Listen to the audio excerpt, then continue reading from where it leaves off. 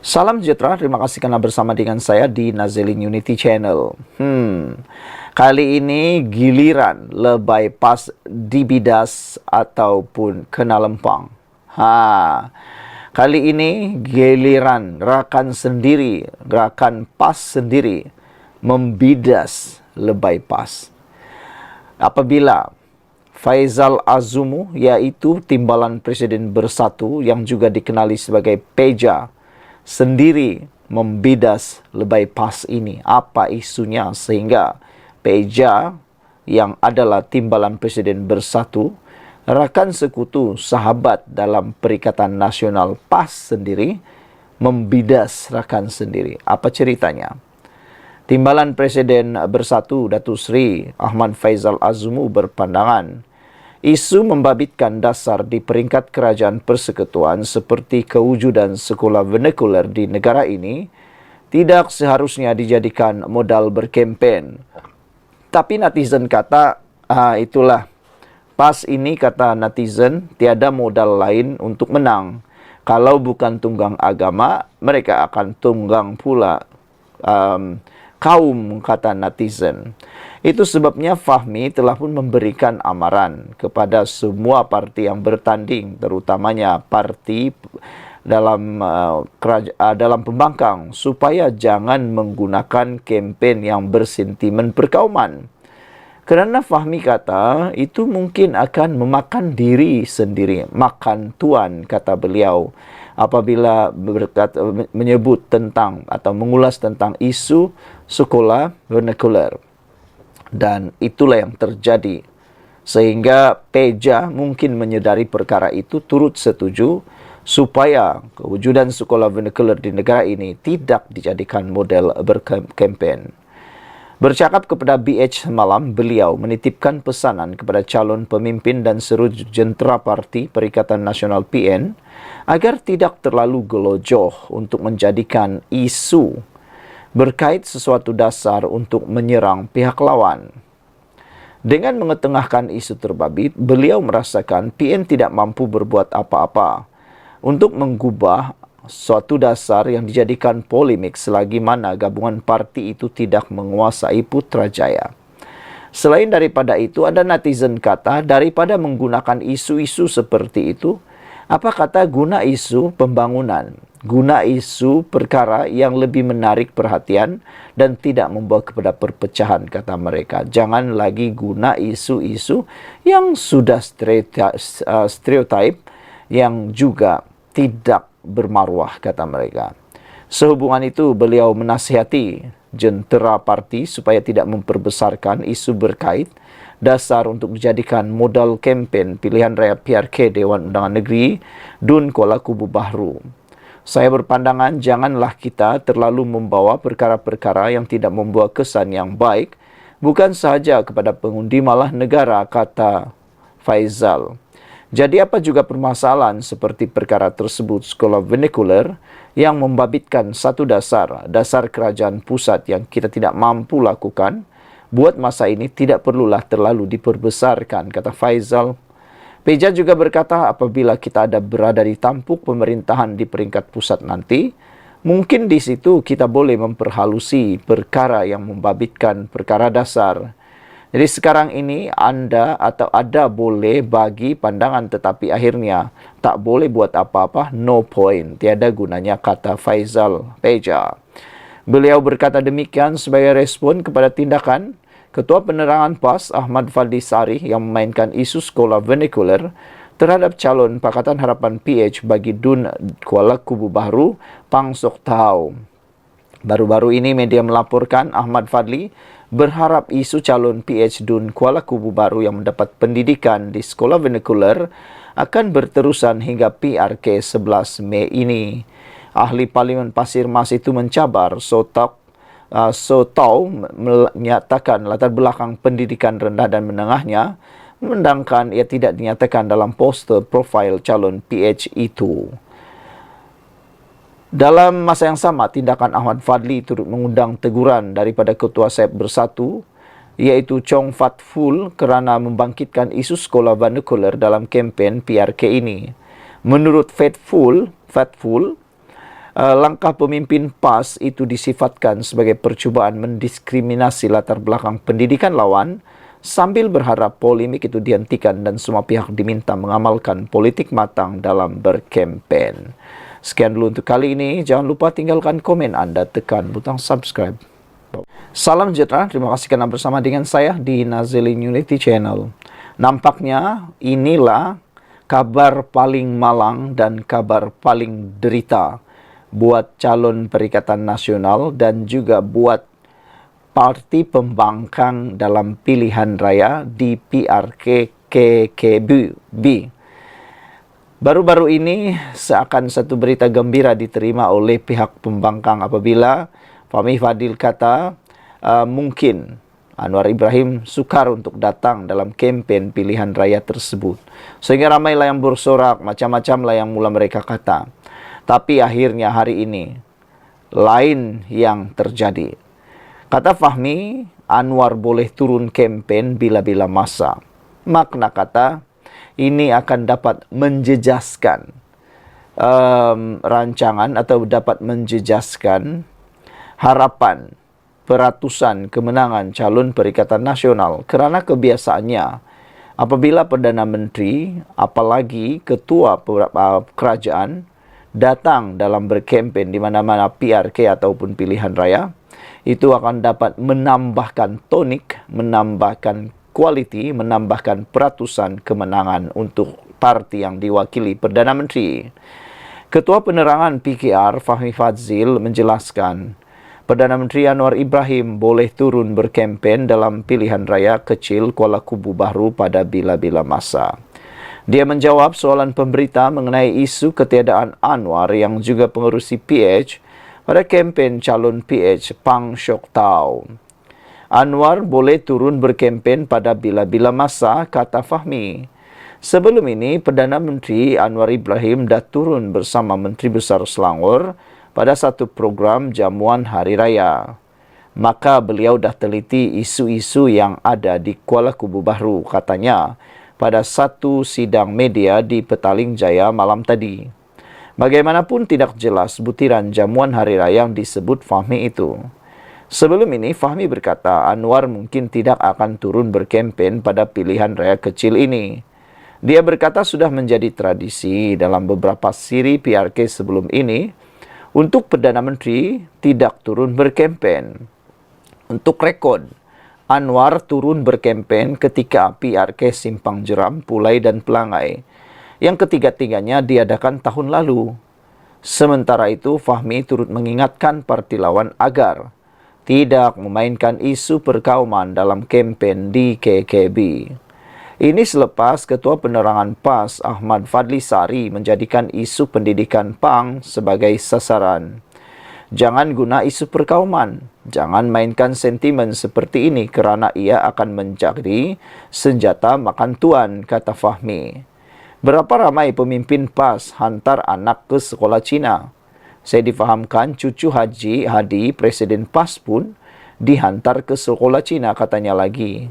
PANG sebelum ini berkongsi keputusan SPM dan UPSR yang menunjukkan keputusan cemerlang semua selepas dia dicabar Fadli agar mendedahkan keputusan berkenaan. Calon berusia 31 tahun itu mengambil SPM pada tahun 2010 dan mendapat keputusan semua meliputi A+, A dan A-.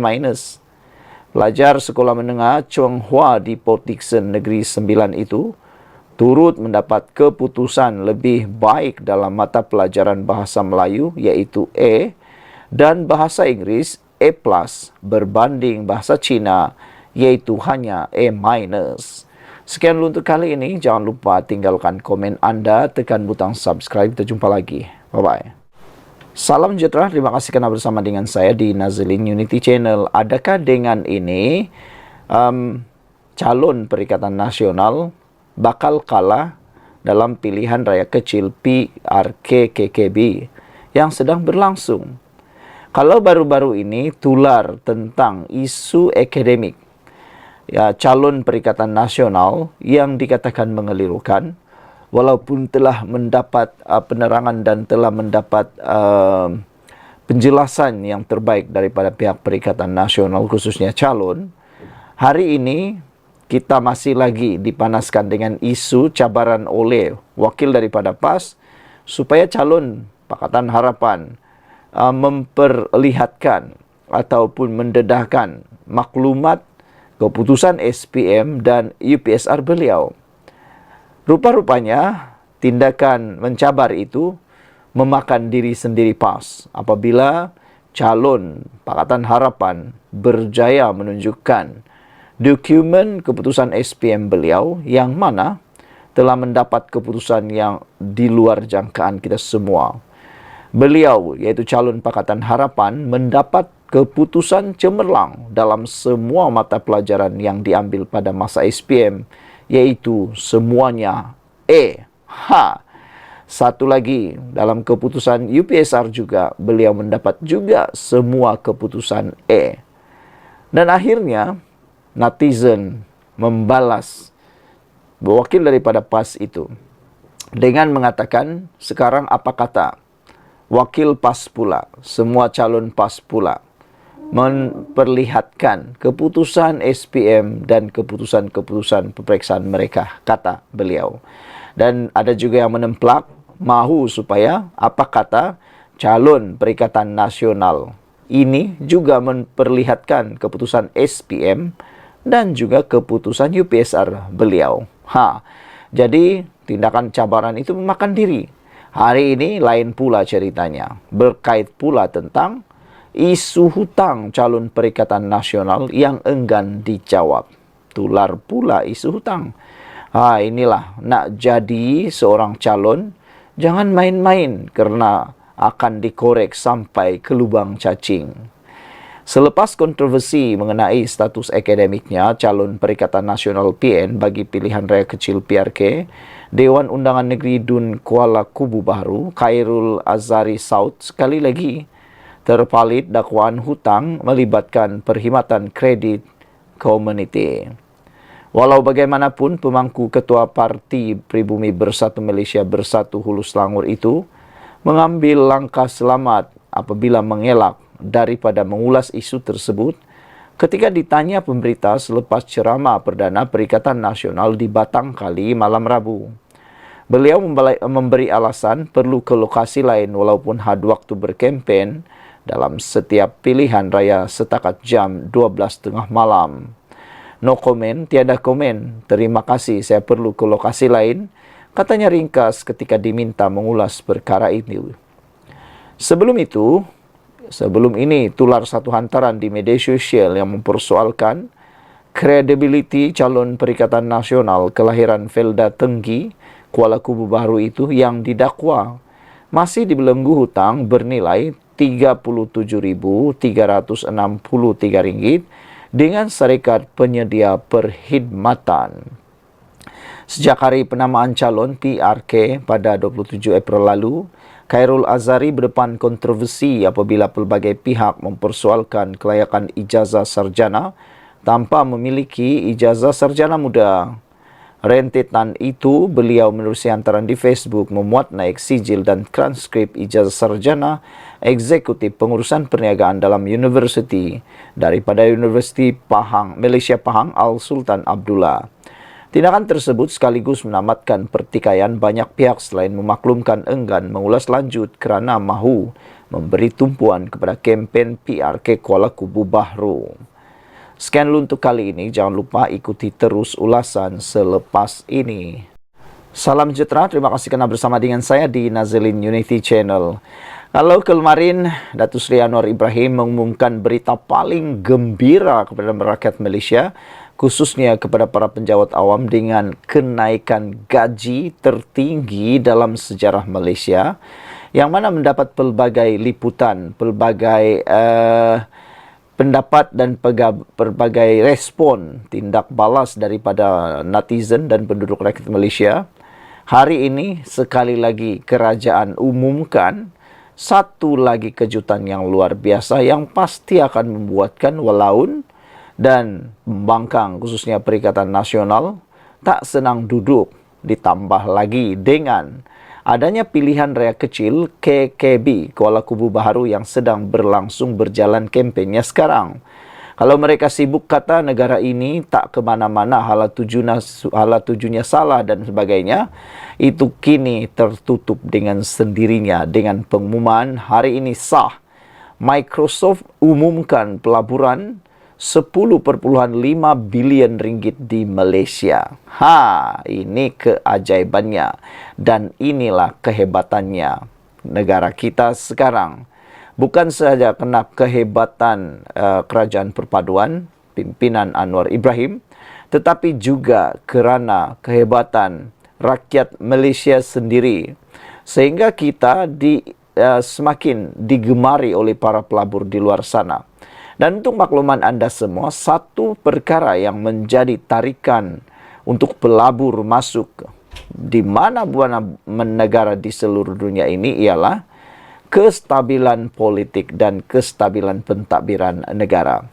Itulah yang membuktikan sekarang ini dengan masuknya pelaburan bernilai 10.5 bilion ini, membuktikan Malaysia sekarang di trek yang tepat. Malaysia sekarang mempunyai kestabilan politik yang hebat, kepimpinan yang hebat. Itu sebabnya kalau nak kata negara ini tak stabil, itu bohong. Kerana hanya negara yang stabil yang mahu menjadi dijadikan pusat pelaburan oleh mana-mana pihak. Jadi dengan pelaburan 10.5 bilion yang besar ini, membuktikan negara kita adalah negara yang stabil di bawah pimpinan kerajaan Madani. Microsoft mengumumkan pelaburan berjumlah 10.5 bilion ringgit dalam tempoh 4 tahun akan datang. Perdana Menteri Datuk Seri Anwar Ibrahim berkata, jumlah ini adalah pelaburan terbesar pada satu-satu masa oleh Microsoft setelah bertapak selama 32 tahun di Malaysia. Terima kunjungan hormat pengerusi dan Ketua Pegawai Eksekutif Microsoft, Satya Nadella, serta delegasi di Putrajaya hari ini. Satya memaklumkan bahawa gergasi teknologi Microsoft bersetuju untuk menambah pelaburan berjumlah 10.5 bilion ringgit Malaysia dalam tempoh 4 tahun mendatang. Pelaburan ini meliputi pembangunan sistem dan infrastruktur awam, cloud system dan kecergasan buatan AI, pewujudan peluang kemahiran AI untuk tambahan 300,000 orang, penubuhan satu pusat kecemerlangan AI nasional, mempertingkat kemampuan keselamatan cyber negara dan menyokong pertumbuhan komuniti pembangun sistem di Malaysia, katanya dalam satu kenyataan. Anwar berkata, Malaysia menyambut baik keputusan pelaburan ini yang membuktikan keyakinan mereka kepada asas ekonomi negara yang kukuh, dasar-dasar yang jelas dan terarah, selain mesra pelanggan dan kestabilan politik. Katanya pelaburan ini selari dan akan menjadi pendukung utama kepada fokus kerajaan dan membangunkan kapasiti AI dalam negara. Usai kunjungan hormat, saya dan Satya kemudiannya menghadiri forum kepimpinan AI nasional. Kami sempat berdialog terkait perkara yang menyentuh hal teknologi yakni AI dan perancangan kerajaan bagi mempersiapkan negara dengan arus perubahan ini. Semoga kerjasama Malaysia dan Microsoft ini dapat membawa manfaat yang cukup besar kepada negara dan rakyat keseluruhan, kata Anwar lagi. Sekian dulu untuk kali ini. Jangan lupa tinggalkan komen anda, tekan butang subscribe. Malaysia, bukti kita adalah negara yang disukai oleh pelaburan. Pelaburan Microsoft 2.2 bilion, bukti keyakinan global kepada Malaysia, kata Anwar Ibrahim. Kita jumpa lagi. Salam sejahtera. Terima kasih kerana bersama dengan saya di Nazilin Unity Channel. Tahanan rumah buat Najib, hina kedaulatan undang-undang, dipetik daripada Malaysia kini. Isu titah edendum dan isu tahanan rumah Najib baru-baru ini menggemparkan seluruh Malaysia. Ini telah menjadi buah mulut di mana-mana. Menjadi persoalan juga daripada netizen ialah kalau Najib dibenarkan ditahan di rumah, apa akan jadi dengan kes-kes beliau yang sedang berjalan lagi? Antaranya ialah kes utama berkait dengan 1MDB. Kerana sebelum ini, bagi mereka yang belum tahu, Najib dipenjarakan sekarang ini kerana beliau didapati dan disabitkan bersalah dalam kes SRC, sebuah anak syarikat daripada 1MDB. Jadi, itu cerita SRC. Yang Najib dipenjarakan ialah SRC. Bagaimana pula dengan kes 1MDB yang masih berjalan sekarang?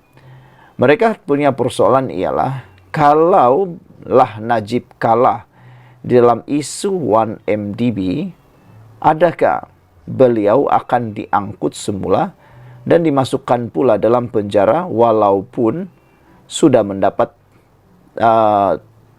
perintah tahanan rumah? Bagaimana nanti? Adalah dua lagi keputusan yang mungkin perlu lagi diselesaikan, kata mereka. Jadi ada beberapa netizen memberikan cadangan dan pendapat. Mereka kata, kalau begitu biarlah habis dulu semua kes perbicaraan Najib, barulah diputuskan sama ada Najib perlu tinggal di rumah sebagai tahanan rumah atau beliau terus di dalam penjara sahaja. Hari ini, satu artikel ini dipetik daripada Malaysia Kini benar-benar membuka minda kita. Tahanan rumah buat Najib hina kedaulatan undang-undang, kata laporan ini. Membenarkan tahanan rumah buat bekas Perdana Menteri Najib Razak akan menghina kedaulatan undang-undang, kata Projek Stability dan Accountability untuk Malaysia Projek Sama. Ini kerana Menteri Dalam Negeri belum membuat sebarang peraturan untuk membolehkan tahanan rumah, katanya dalam satu kenyataan hari ini. Jelasnya, Seksyen 43 Akta Penjara 1995 membenarkan mana-mana banduan dibebaskan atas lesen tertakluk kepada mana-mana peraturan yang dibuat oleh Menteri. Membebaskan Najib atas nama tahanan rumah akan menjadi penghinaan terhadap kedaulatan undang-undang. Ia akan menjadi demonstrasi terang-terangan di standard penguatkuasaan undang-undang. Paling teruk, ia akan menjadi subversi terhadap raja berperlembagaan dan demokrasi berparlimen, subversi kepada asas negara Malaysia, kata Badan Pemerhati Reformasi institusi itu. Jika lampiran yang menggantikan hukuman Mahkamah Najib dengan tahanan rumah wujud, maka ini bertentangan dengan prinsip bahawa undang-undang hanya boleh digubal oleh badan perundangan dan kerajaan yang dipilih tambahnya. Projek Sama merujuk kepada dakwaan Perintah Edendum yang dikeluarkan oleh bekas Yang di-Pertuan Agong Al-Sultan Abdullah Riyatuddin Al-Mustafa Bilal Shah pada Januari lalu, dan afidavit Timbalan Perdana Menteri Ahmad Zaid Hamidi yang mengesahkan kewujudan dokumen itu. Najib memohon kebenaran untuk memaksa pelbagai wakil kerajaan, Menteri Dalam Negeri, Peguam Negara, Lembaga Pengampunan, Kerajaan Persekutuan dan beberapa responden lain untuk mengesahkan edendum diraja itu. Bagaimanapun, semakan oleh Malaysia Kini mendapati peruntukan tahanan rumah ketika ini tidak wujud dalam Undang-Undang Malaysia. Pada 2 Februari lalu, Lembaga Pengampunan mengurangkan hukuman penjara Najib daripada 12 tahun kepada 6 tahun dan mengurangkan dendanya daripada 210 juta kepada 50 juta ringgit. Najib dikurung di penjara Kajang selepas disabitkan kesalahan dalam kes rasuah SRC Internasional membabitkan penyelewengan RM42 juta ringgit Malaysia. Hukuman 12 tahun dan sabitan itu dijatuhkan oleh Mahkamah Tinggi dan dikekalkan oleh Mahkamah Rayuan serta Mahkamah Persekutuan. Komen daripada netizen berkait isu ini ialah, Green Cheetah 3221 kata bukan saja hina kedaulatan undang-undang, juga menghina rakyat Malaysia. AKJ kata sekiranya kewujudan edendum ini benar, ia hanya menjatuhkan imej lembaga pengampunan. Ini menunjukkan, kata beliau, lembaga pengampunan yang terdiri daripada pejabat peguam dan menteri, khususnya Menteri KDN juga dalam keadaan sedar sengaja membelakangi perlembagaan negara. Sekian dulu untuk kali ini, ikuti terus ulasan selepas ini. Salam sejahtera, terima kasih karena bersama dengan saya di Nazilin Unity Channel. Hari ini kita dikejutkan dengan keputusan daripada mahkamah berkaitan dengan titah edindum, titah tambahan pengampunan Najib, iaitu titah yang berkaitan dengan tahanan rumah. Baru-baru ini Zafrul telah pun memfailkan permohonan untuk membuat pengubahan ataupun membuat pembetulan terhadap fakta yang disampaikan oleh Zahid. Terkini, Tengku Zafrul gagal fail affidavit atas perintah tambahan. Mahkamah Tinggi enggan memberi kebenaran atas alasan tiada peruntukan undang-undang untuk individu, bukan pihak dalam prosiding semakan kehakiman memfailkan affidavit. Menjadi persoalan ialah, adakah dengan ini akan memudaratkan kes tersebut selepas percubaan Tengku Zafrul gagal di dalam memfailkan affidavit membetulkan fakta dalam affidavit Zahid Hamidi. Tengku Zafrul memohon untuk memfailkan affidavit bagi membetulkan kesilapan tertentu berhubung perintah tambahan membenarkan Najib Razak menghabiskan baki hukumannya bawah tahanan rumah.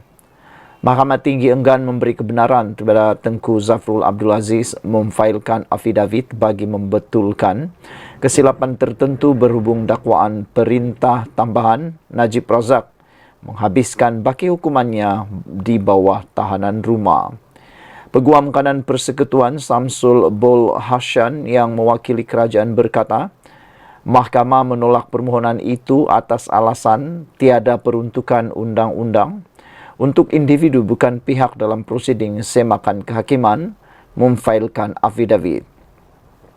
Tetapi Samsul berkata, mahkamah memaklumkan Tengku Zafrul dan peguamnya boleh mencuba sekali lagi jika Najib dibenar meneruskan cabaran undang-undangnya. Menteri Pelaburan, Perdagangan dan Industri diwakili Peguam Sunil Abraham, manakala Syafi Abdullah mewakili Najib. Dalam permohonan difailkan pada 1 April, Najib mendakwa yang di Pertuan Agong Al-Sultan Abdullah Sultan Ahmad Shah mengeluarkan perintah tambahan semasa mesyuarat Lembaga Pengampunan Wilayah Persekutuan pada 29 Januari, sehari sebelum penggal baginda berakhir.